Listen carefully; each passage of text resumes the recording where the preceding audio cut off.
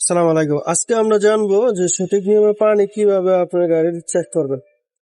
আমরা অনেকেই এই জায়গায় স্প্রে ট্যাঙ্কিতে পানি দিই, পানি দেওয়ার পরে আর আমরা কিছু দেখি না, বাসে এনে পানি দিয়ে দিই।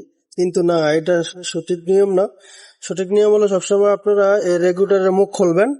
মুখ খোলার পরে যতটুকু পানির প্রয়োজন অতটুকু পানি দিয়ে দিবেন। দিয়ে দেওয়ার পরে ওইটা আবার লাগিয়ে তারপরে আপনার স্প্রে ট্যাঙ্কিতে পানি দিবেন। আমরা জানি যে স্প্রে ট্যাঙ্কি থেকে পানি এই পাইপের মাধ্যমে আসে, কিন্তু এই যে স্প্রিং, এই যে আপনি যে ক্যাপটা দেখতেছেন এখানে স্প্রিং আছে, এখানে এটা একটা বলের মতো কাজ করে।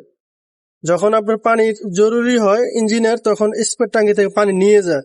যদি এই ক্যাপটা খারাপ হয় তাহলে কিন্তু আপনার এই পানি নিতে পারে না। না নেওয়ার কারণে ইঞ্জিন গরম হবে এবং আপনার ইঞ্জিন সিজ করার সম্ভাবনা বেশি থাকে। তাই আমরা অবশ্যই সঠিক নিয়মে পানি চেক করব এবং গরম ইঞ্জিনের মুখ কখনোই খুলবো না। খুললে হয়তো একটা অ্যাক্সিডেন্ট হওয়ার সম্ভাবনা আছে।